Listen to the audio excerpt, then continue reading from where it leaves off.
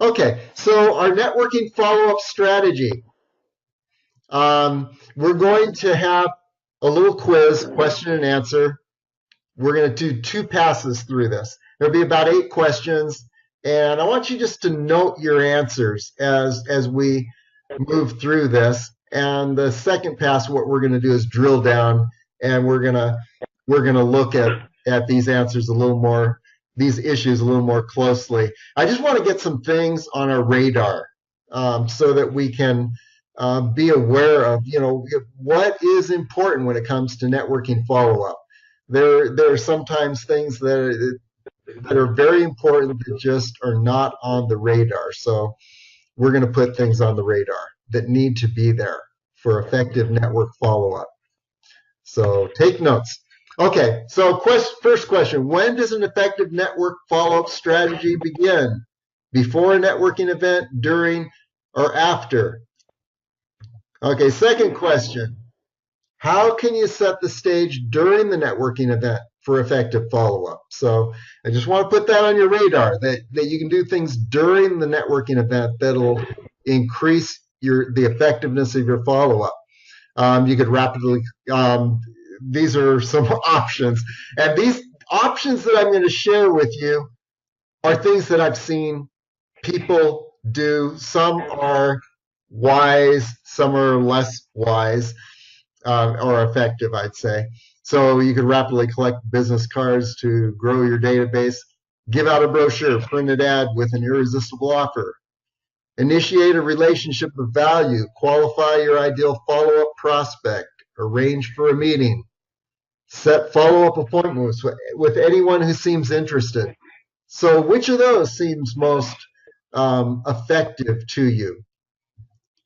Okay, next question. Who are the best networking attendees to follow up with? So what's your target? People with whom I connect well at the meeting?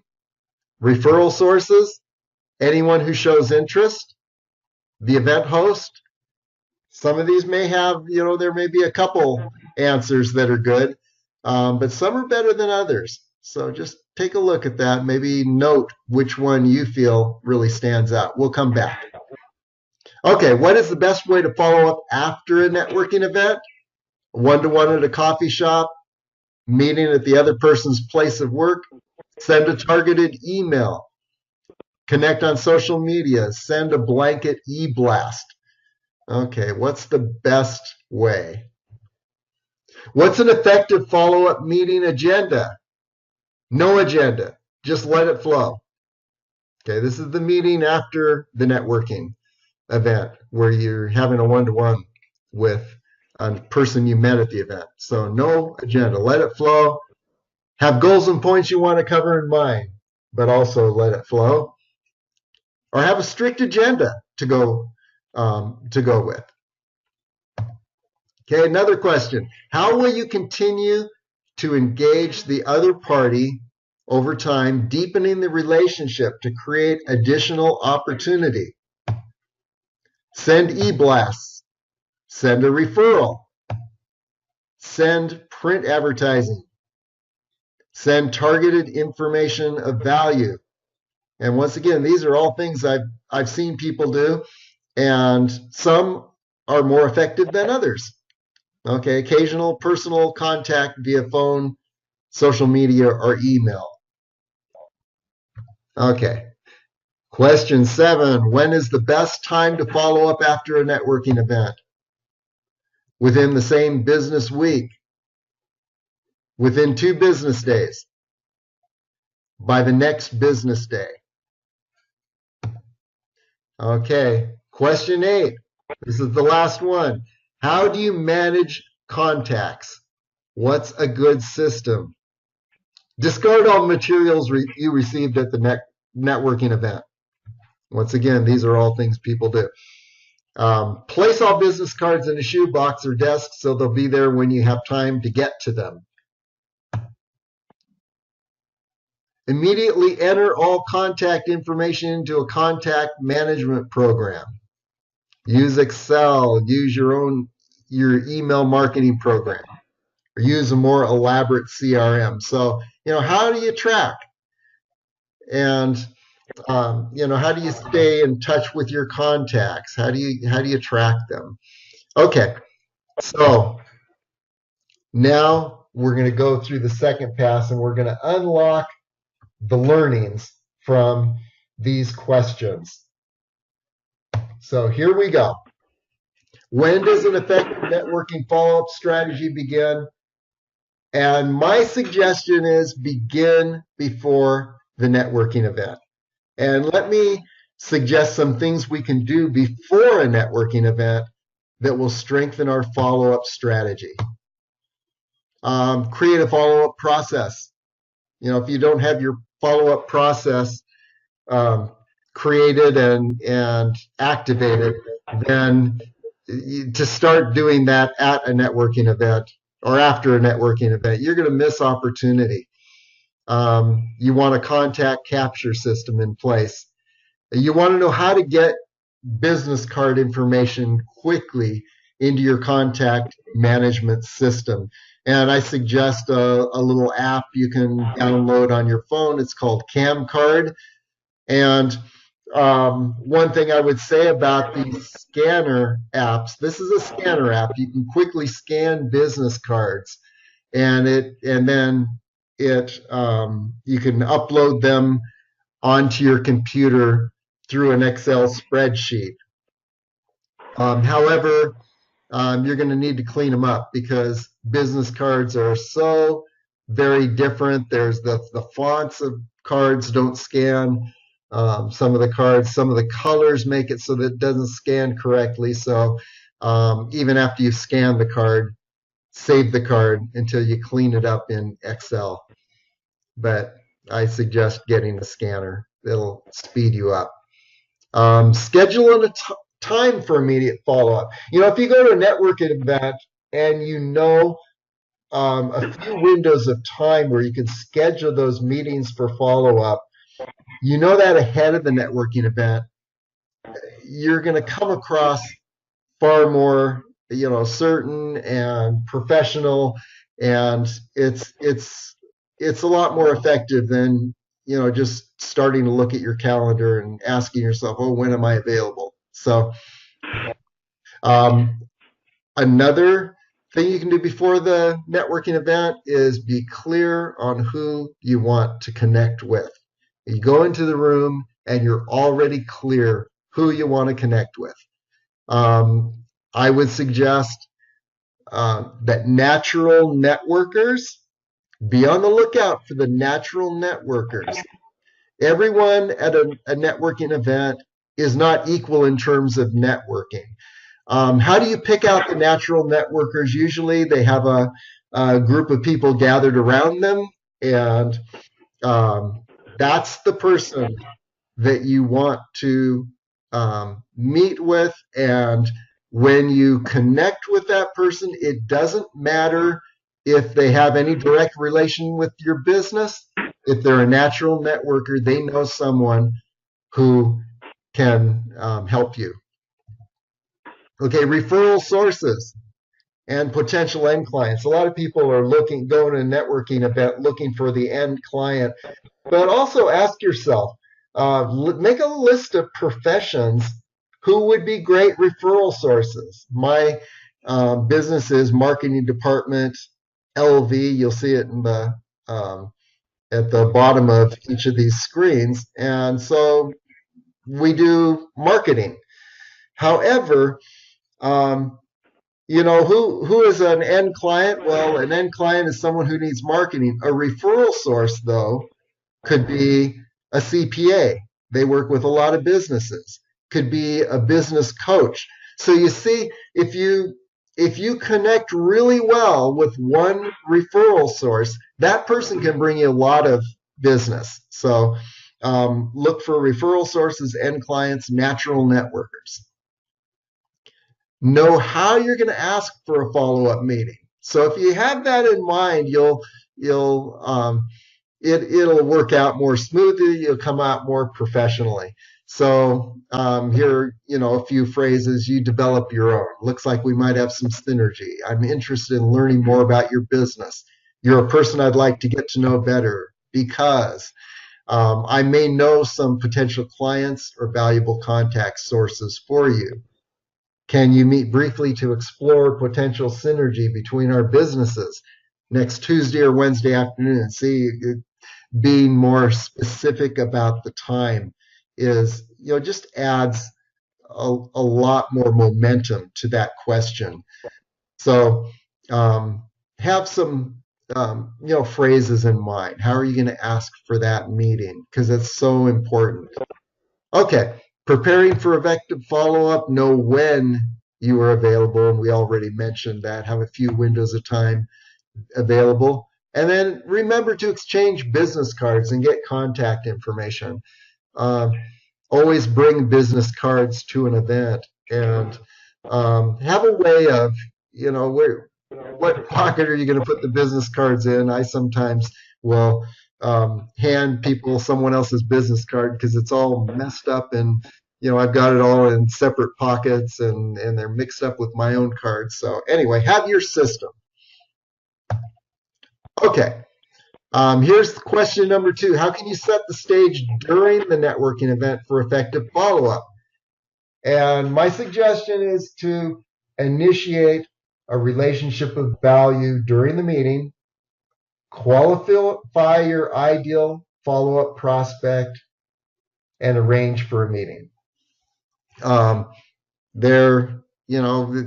We've all been maybe at the phase where you rapidly collect business cards, and to grow your database, that's really not as effective because you're building relationships. You're not just building a database. And there are people who hand out brochures. That is maybe not as effective because then you're going as basically a hunter. You're going to sell your business as opposed to build a relationship, being a farmer, hunter versus farmer. And sometimes we set follow-up appointments with anyone who seems interested. My suggestion is, qualify your ideal follow-up prospect. Okay.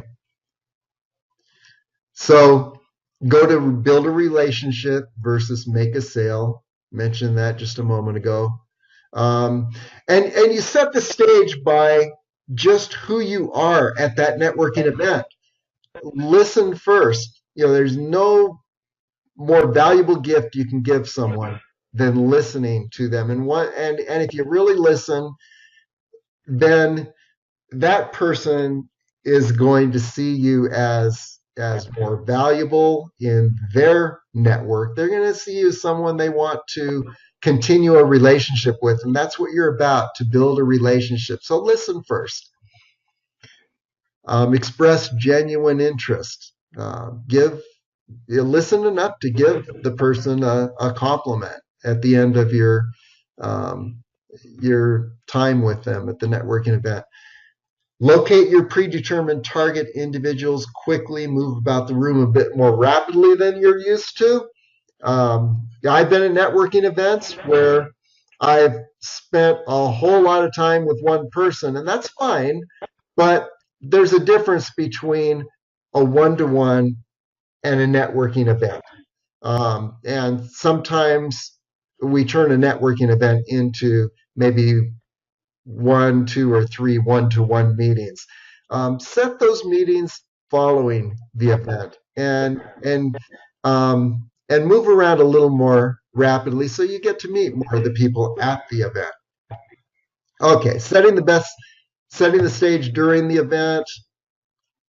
Have a general approach.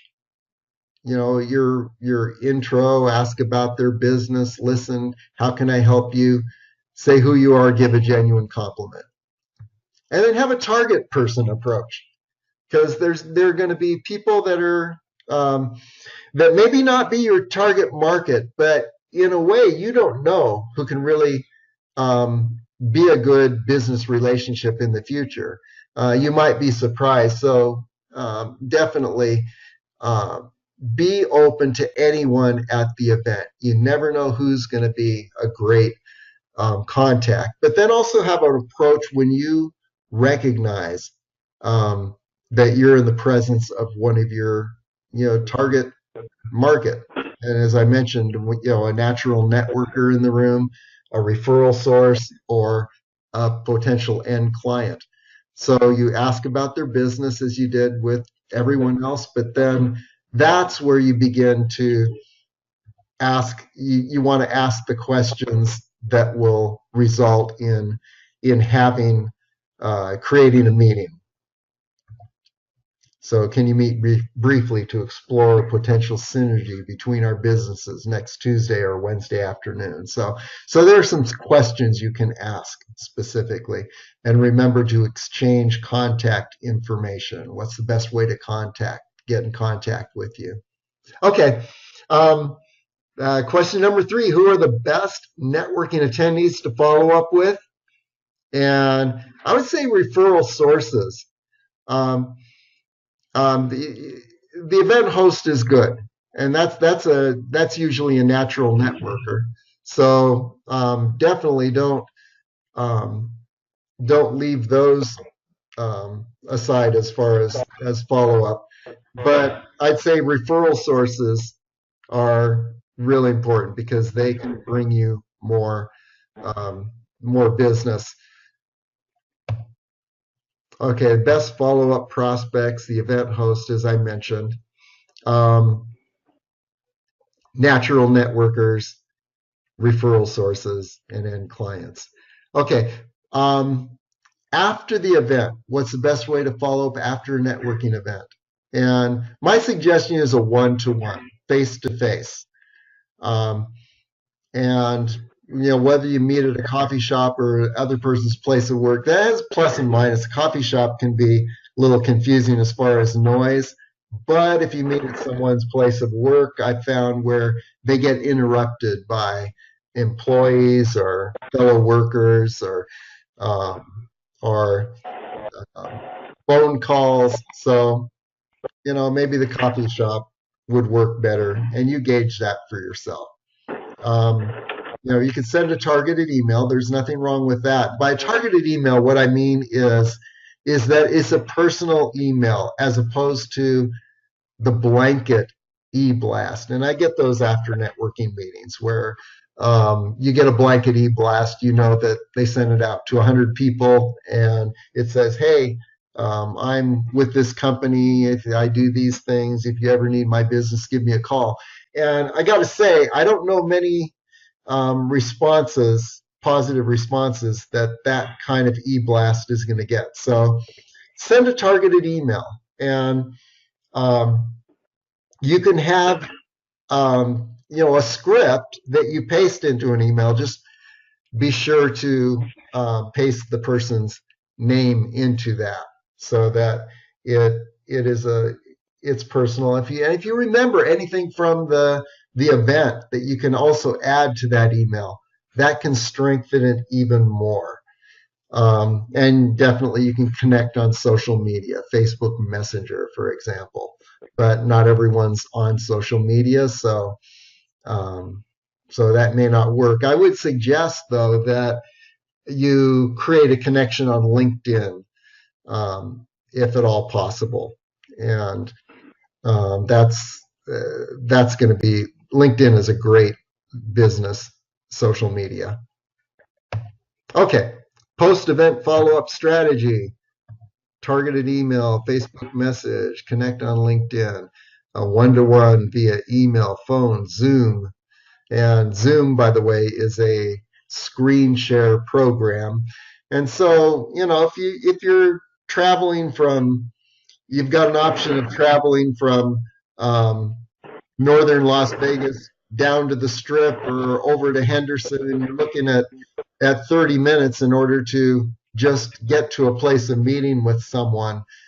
Zoom can actually work very well, but there's nothing that beats face-to-face. Okay, what's an effective follow-up meeting agenda? No agenda, let it flow.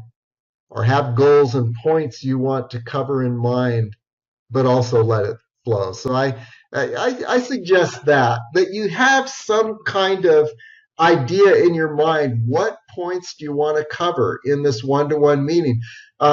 as opposed to just going there and having a conversation, because you might have a great conversation, you might make a great connection, but there's so much more you can do in that one-to-one. And let's take a quick look at what you can do. Each in turn can share, what are your goals? What are your accomplishments that stand out in your experience? What interests you most? What are your primary networks? What are your top skills? So you can see how knowing those things about one another can really help build a relationship. John had a great suggestion yesterday that they did with Latip, is that in their follow-up meetings, they actually had 2 follow-up meetings, and each one, only one person got to share. Because in a follow-up meeting, sometimes one person is more talkative and the other person doesn't get a chance to talk. And that can kind of mute the effect of a networking follow-up meeting. So it might be an interesting alternative just to share, have one of the people share during that follow-up meeting and then meet again for the other person to have an opportunity. But just thought I'd mention that. Okay, so what to share. Okay, we talked about goals. Okay, who are your top 3 clients, both now or earlier? Where did they come from? What did you do for them? This gets an idea of the person's value. Who is your ideal client? If you had, if I could bring you a client that would just be the best client possible, who would that be? What profession? What's their demographic? What value would you bring to them if I brought you that ideal client? That'll help me to speak to that person. How are you looking to find them? So what is your current way that you're going about looking for that ideal client? And that may give me some ideas in finding someone for you. What 3 professions will most likely refer that client to you? And so what you're doing is you're asking about referral sources. What are the top referral sources I should be looking at for you? Okay, question 6. How will you continue to engage the other party over time, deepening the relationship to create additional opportunity? The engagement is crucial because, you're building a relationship. And I put as number 1, send a referral. Give that person a referral and immediately you'll have a relationship with them. And that relationship is going to be more back and forth than anything else you can do. Now, you can send e-blasts. That's fine. E-blasts will, if they're informational, they're valuable, as opposed to buy my product. If they're informational, they help your audience solve a problem, overcome an obstacle, achieve a goal, then that can be valuable, keep you top of mind, but they need to be written in such a way that your audience sees them as valuable. Send print advertising, that can be valuable. Send a targeted information of value. I just mentioned that a moment ago. Occasional personal contact via phone, social media, or email. And so you might want to have a contact management system that gives you an alert when you haven't been in contact with someone for a while and it's time to make the next contact. Because really, over time, the relationship you're building and keeping in contact makes such a difference. We all go to networking events and we meet people once and that's it. And we fail to follow up. So I strongly encourage you to follow up over time, build that relationship. every few months at least, being back in contact with them. Okay, long-term engagement, a home run, as I mentioned, send the contact or referral. You've just cemented the relationship for all of eternity. Send regular e-blasts. Okay, we talked about those. And, engage in social media individually. Get them on your Facebook and LinkedIn. So these are basically, I went over these. Here's an important one that I didn't mention. Attend the networking event where you met the contact, and attend that event on a regular basis. If you just go to a networking event once, you go to social register once, and then don't return for 6 months, or go to Cosmopolitan Connections just once, or a chamber event, it's really not going to be as powerful. If you're there and people are used to seeing you and they see you in a few different places, you build a presence, and that presence, that constant presence, builds trust in the eyes of the other people in that room. And trust is really the basis of doing business together. People do business with people with whom they know, like, and trust. And so just being there, there's no substitute for going back to that networking event, going to other networking events, meeting people, and continuing that contact at the networking events. Okay, invite the contact to an event where you will introduce them to people who can help them grow their business. This, similar to sending them a referral, is one of the most powerful things you can do, because there's nothing like inviting someone to an event. A few of the the natural networkers in that event, and people who can help them with their business, and you're introducing them. It really shows that you value them as a person, and that you want to deepen that relationship, and they'll appreciate that, and that appreciation will result in a deeper relationship that may result in more business. So invite them to one of your other networking events. Okay, when's the best time to follow up after a networking event? By the next business day. And what I like to what I like to liken this to is like a block of melting ice. Your effectiveness in follow-up is like that melting ice. As time goes by, you're less and less effective.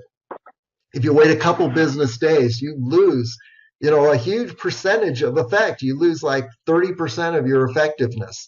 If you wait even 2 business days, if you wait a week, you're down to maybe 10% effectiveness. If you wait beyond that week and you got all those business cards in your shoebox, you might as well forget it, because it's too late. Your ice has melted and you have no recognition on the part of the other person. It's turned into a cold call, basically. So follow up as soon after the event as possible. Okay. Tracking. How do you manage contacts? What's a good system? And I'd say no matter what system you use, immediately enter all contact information into a contact management program. You got to organize it, or you can't do anything with it. So let's take a look at those. Excel spreadsheet. This is just a quick and dirty way to organize contacts. It's good for general information and retrieval, and you can easily upload it into more elaborate tools, such as your email marketing program or CRM tools. But the reason I suggest Excel is simply because it's on your computer. If you upload it immediately into an email marketing program, you don't have that information on your own computer. And, if something happens, you could lose it all. It's all somewhere else, even an advanced online CRM tool. that information is not as secure as if you got it on an Excel spreadsheet. We'll look at that in a moment. Don't enter the information directly into your email marketing program. Enter it into Excel first, then upload. Okay. You want to be in control of that information. So here's my method. I have different columns here: first name, last name, email, business, office phone, mobile phone, address, city, state, zip. And we'll look at these last three are really important. The date that we met, the source, what was the meeting, what type of business is this person, and we'll take a look at that in a moment. Okay, so these first three columns are the columns that you're going to upload into your email marketing program. You can just cut and paste them into another spreadsheet and upload them. I suggest you don't try to upload this whole spreadsheet, because then you're going to have a mess when you try to organize it in your email marketing program. So you can easily cut and paste those first three columns. Date, source, and type. These are important. When did you meet the person? Where did you meet them? And what is their profession? And just to give you an idea on this, is that here, if you have the date and the source and the type, what you're looking at is, I can talk to Joe, I can give him a call and say, hey Joe, I met you at Rockstar Networking on, back in June, and I know you're a realtor, and it's an easy way to begin a conversation in the future, if you can at least recall in that conversation where you met the person. Sue, I met you at Cosmopolitan Networking, and I'm looking for an artist, or I've got someone who needs an artist. So this is important to have the date, source, and type in type of profession in your networking. And then and here we've got the type of profession. I can organize my Excel spreadsheet now so that I can bring up all the contractors, and there's like a whole page of these. I can bring up all the CPAs. I can bring up all the people that are delivery people, education, in entertainment, and I've got something like 15 professions. I can bring up all the realtors, all the mortgage brokers, all the people who are financial managers, all the marketing professionals, and it's really important to be able to call up businesses by profession. And definitely in marketing, that's important, because some of my clients, if my client needs a particular contractor, I have a list of 30 that I can give them, or choose the best for them. And then once again, where did you meet the person? That's really key. You want to remember that. I can call up everyone I've met from the Henderson Chamber, or from the largest mixer, and that's important as a memory tool, so that I can remember a little about them before I talk with them. Okay, so have those items in your contact tracking system. Very important. Now, HubSpot has a free contact management tool that actually creates a sales pipeline. One of the people on my team, Stan, is a whiz at operating the HubSpot contact management tool, turning it into sales pipeline. We're using it in the marketing department for our tracking. It's very effective, but it also has a bit of a learning curve, and so that's why I'm suggesting just at least do something with Excel. Okay. And then in my experience, CRMs don't make good email marketing tools unless you got a really expensive one. And email marketing tools do not make good CRMs. So I've just resigned myself to using an email marketing tool and having a separate contact relation management system, CRM. Don't try to combine them both. At least I haven't had much luck with that. If I have everything in Excel, I can upload into either the email marketing tool or into a CRM. So, okay.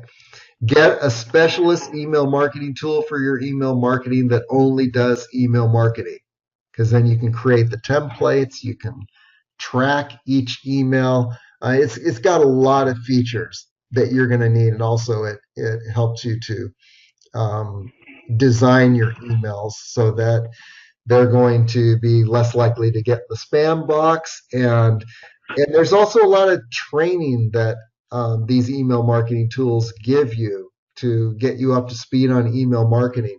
Constant contact, eye contact, get response. These are some examples of email marketing tools. MailChimp. So that's what I mean when I'm talking about an email marketing tool. And then get a specialist CRM tool for your pipeline management. And again, I suggest don't use this added value email marketing component because it's not going to be as effective as a MailChimp or a constant contact with the email marketing. Maybe the more sophisticated ones are, but then, and they do everything, but then you're going to spend a lot of money on those. So just a suggestion. Okay. And then I mentioned HubSpot, as it's got a free CRM tool, but then ultimately they want you to purchase their program, which may be appropriate, but it's kind of spendy. Make your system simple at first until you've gained some traction with your contacts, and you're experiencing managing and engaging those contacts and some initial business growth, 1 to 2 years, I suggest. Make your system simple, easily exportable to a more elaborate system, and that's where my little Excel system works well. Okay, so summary. By now you might have your own summary of top networking follow-up strategies. Prepare before the networking event. Set the stage during the networking event. Quickly determine who to select for follow-up. Employ the most appropriate follow-up method based on the situation. Employ a follow-up meeting strategy that'll get the best results. These are things we've covered today. And continue to engage the other party over time, deepening the relationship to create additional opportunity. Create a quick networking tracking system without having to invest in a huge CRM program. Those are the suggestions that I have for networking follow-up. And basically, by summary, we want to get you from guilt and all those business cards stored away to profit and some good follow-up.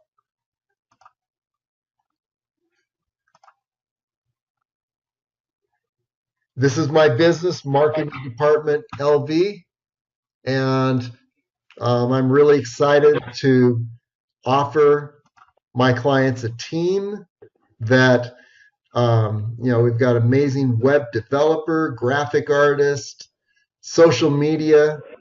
Now I mentioned Stan, sales pipeline, HubSpot. We've got the photographer who does the VYP events, and Ed was for 15 years was the chief marketing officer at Cigna Insurance across the nation here from the home office.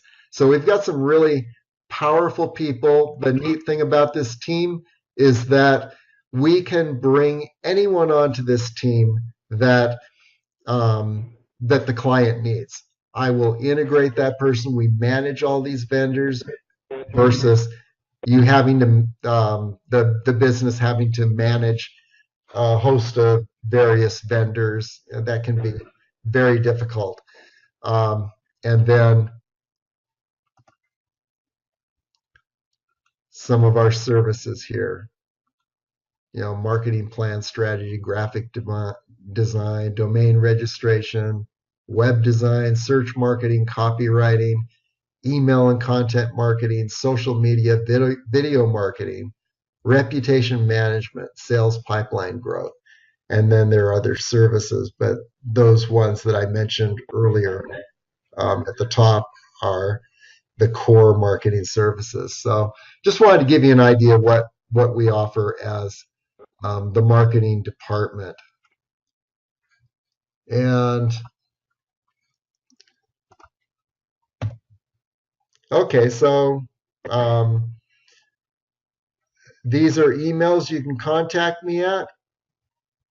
And our next webinar, creating an instant unforgettable impression. That I'm excited to look at that because I want to tune up my own ability to make a great first impression. We'll be going over that on November 15th. But for now, perhaps you've recorded some of your questions. I'm going to unmute everybody. Let's see. I hope.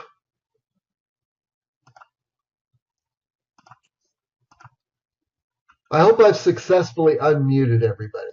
If not, then yeah, this would be a good time to unmute yourself, and if you would like to talk.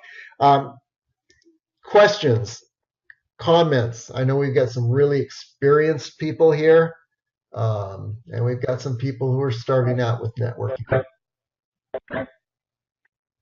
I've got a question. Okay, who are you? And announce your name so that we know. You got it. So this is Edgar Stubbs. Okay. And so my question is for my own experience and hopefully for my own gaining some intelligence here on how to go forward. So just a quick background again. I've been in the legal field for about 28 years and in the business of personal injury for as much time. Okay. That said, all of my background is pretty much as a litigation paralegal, and I've done a little bit of everything. However, only about 3 months ago have I attempted here to change careers, still in the same business now, but in the marketing and business development side of it. Okay. I basically got burned out on staring at a computer for 8 to 10 hours a day drafting pleadings and documents for the courts. Okay, so you are now marketing to attorneys? Well, so our business is law, and we provide it in different ways with a heavy emphasis in personal injury and work comp.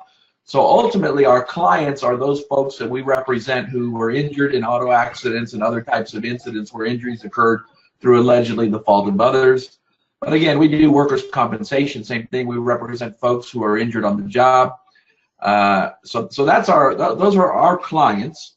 Okay. But for purposes of marketing and business development, I'm trying to think outside of the box. So besides what I think is the old school way of marketing, which is to market towards those medical providers who are interested in and treat patients, if you will, of personal injury in the personal injury realm, I'm also looking at going after folks like insurance agencies, brokers and direct agents. I'm looking at body shops. I'm trying to think outside of the box and to market to anybody whom I might have the same kind of clients, if you will, in common for a variety of reasons. Or again, ultimately, I'm trying to embrace the concept of, hey, I'm going to come across in my clients people who might need your services, and I believe vice versa, people who might need our services you're going to meet. And I'd sure love to develop a non-promised, but just on the basis of, I think you know what you're doing in your business, and I hope you think I know what I'm doing in mine, that I hope we feel good about reciprocating and referring to one another. So that's the basis. Now here's my question. Okay. So I have one of the partners is essentially who I immediately answer to, who oversees the marketing team and whatnot. And this is sort of, I've taken this as kind of an interesting challenge that I've been presented with. I'm getting instruction from my boss that says, yeah, go out there and market, to whomever, but before we refer them a client, meaning somebody who needs medical treatment, so that would be to any of the medical providers or anybody else for that reason, before we give them one of our resource clients as a referral, they must refer to us first.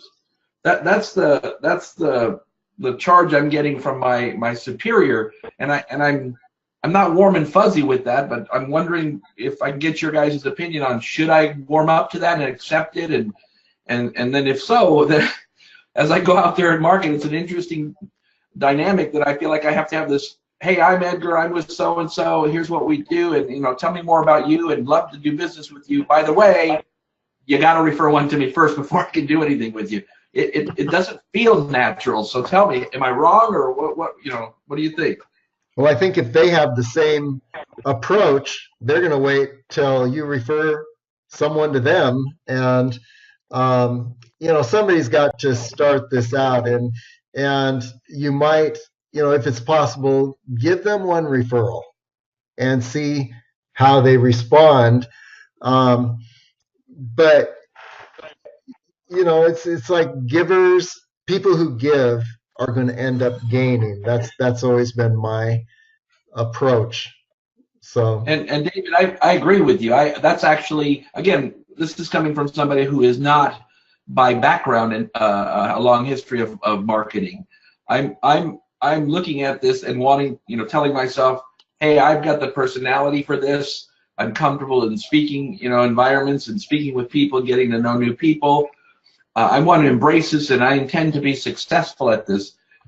But again, off to the side there, I'm thinking, gosh, I kind of wish my boss wouldn't put that such a directive on me. Because yes, I'm maybe I'm naive, but I'm the kind of guy that thinks if I've got a good feeling about the person that I'm connecting with, and I genuinely believe that there's the ability there for us to help each other grow, yeah, if I happen to be in situation first where I've got a client that needs their service first, I'm open to the idea of, yeah, I want to refer to them. I want to give them that business to show them, like the olive branch, if you will. But I want to be the first one to extend it if I can. Well, to be true to your boss and their concern, I would say that it would be important for you to assess a few things before you give that initial referral. One is, does that the person that you'll be referring to, do they have the capability of sending you business? And are they likely to send you business? Meaning, if you're talking about a chiropractor, maybe that chiropractor is currently referring to another personal injury attorney, and they've got a real system locked up. You want to assess that as much as you can, but I'd say once you've assessed that a business has both the ability and the willingness to refer to you, then give them a referral to grease the skids and get something started and see what happens. Yeah. That's my suggestion. I appreciate that. Anyone else want to chip in on this one?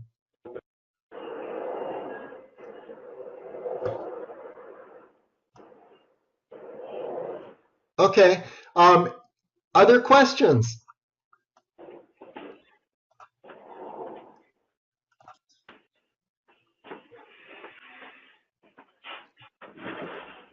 Okay. See, a few people are still on the line here. John, what's your read on that last question? Well, basically, my read is I'm always, my theory is always give, because eventually you're going to get anyway. But that's just me. That's the way I do things out there. I wanna put forth the effort first, and I expect eventually something's going to come back. It may not come back immediately, but it will in time, and that's where you go through that follow up and that relationship building, where you're not just giving a referral out there to somebody. You're building a relationship, and what I mean by that is, when I'm giving somebody a referral, I might be giving them one of my most valuable clients out there, and with that, there's a relationship that comes along with it. So it's not as cut and dry, and it's always in your heart. What do you feel best about, and who you're helping out there. Is what I'm doing going to really help somebody, or am I just doing it to gain some business in return? That's kind of my thought on that. Anybody have anything to share on what I just said? John, this is Gary Wolf here. I basically have the same philosophy you do. It's the same thing if you join a service organization, Kiwanis, which I'm at, it could be Rotary, it could be anything. And you go into that organization because you want to do something for the community, do something for the club. If you get some business, fine. If you don't, that's fine too. But if you go in there hunting for business right off the bat, people are going to understand that, and they won't do business with you. So you got, the guy that was on there before, I think his boss has the wrong attitude. I've got to be honest with you. Well, I appreciate hearing that, Gary. Edgar, you feel a little obligated in that, in order to, basically do what your boss wants you to do. Am I right with that?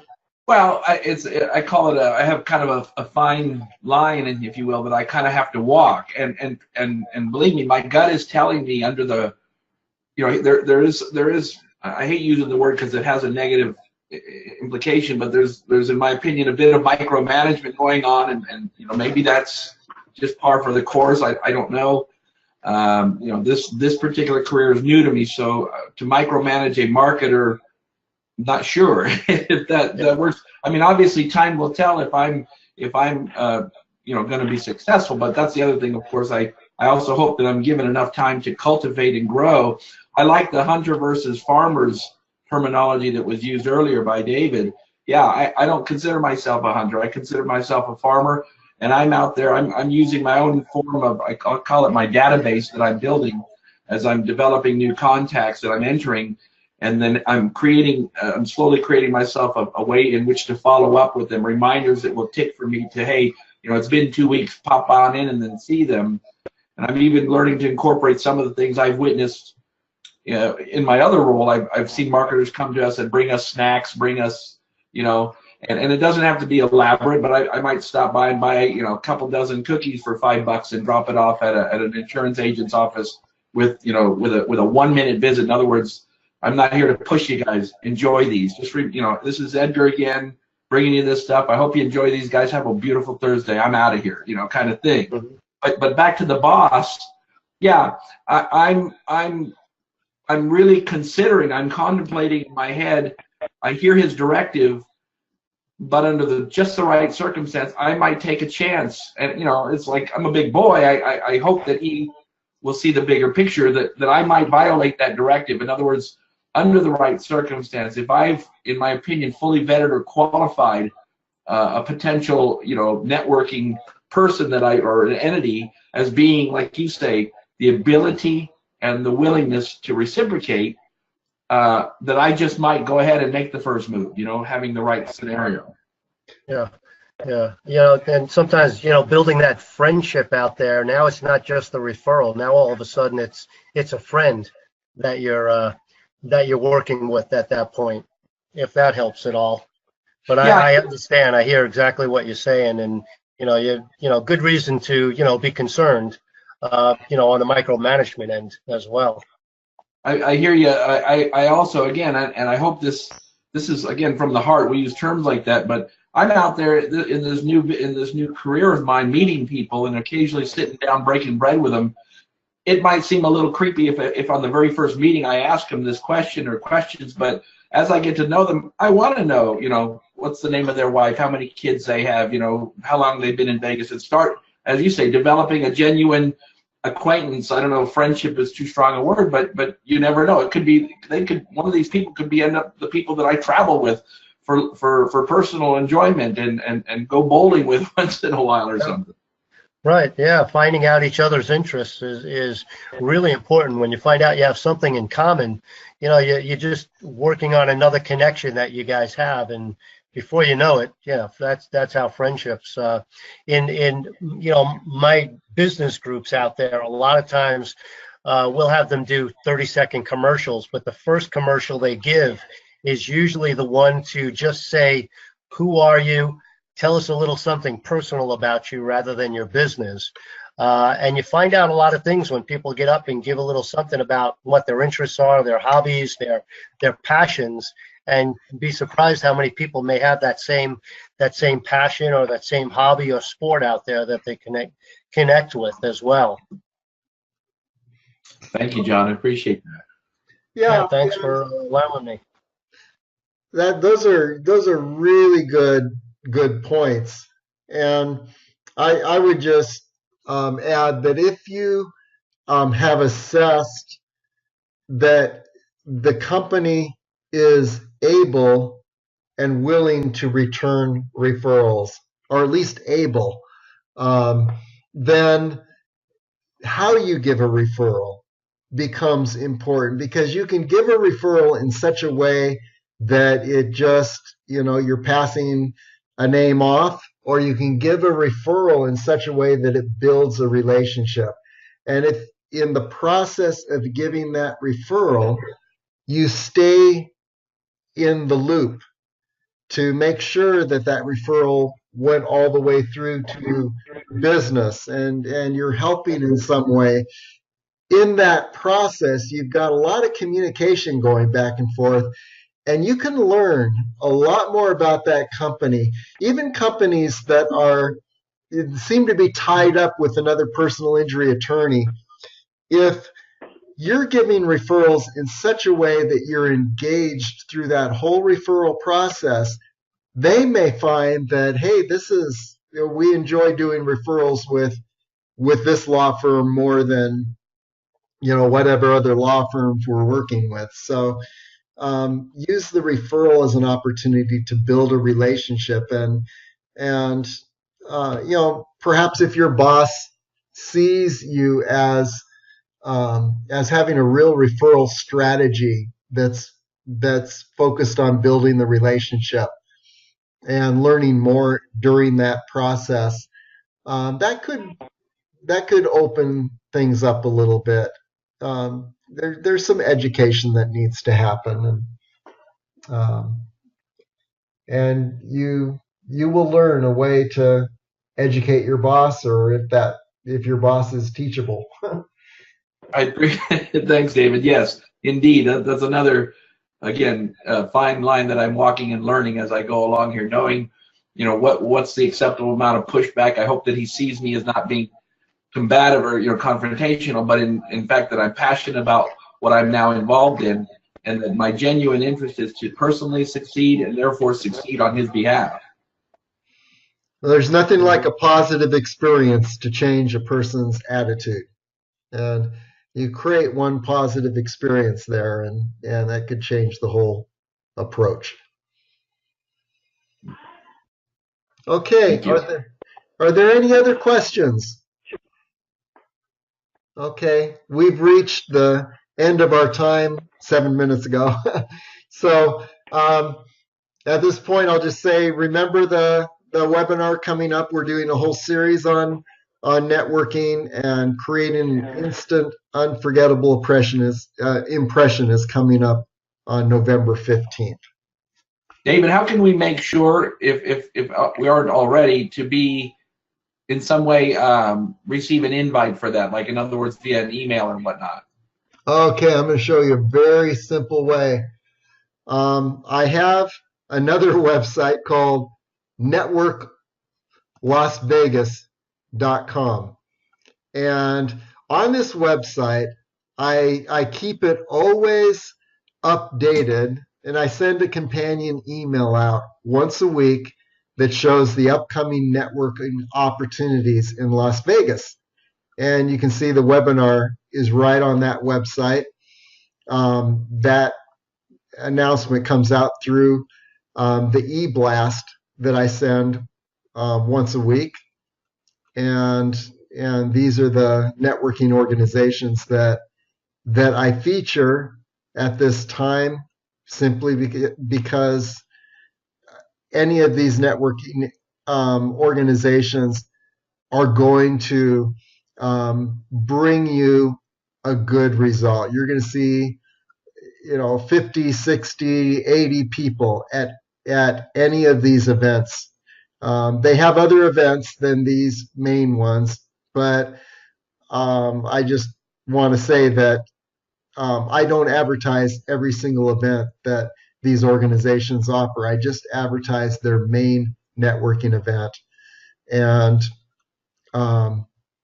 so, sign up for the networking updates, and you'll see when the next networking follow-up, our networking webinar occurs. And then also you'll receive regular updates on upcoming events in Las Vegas.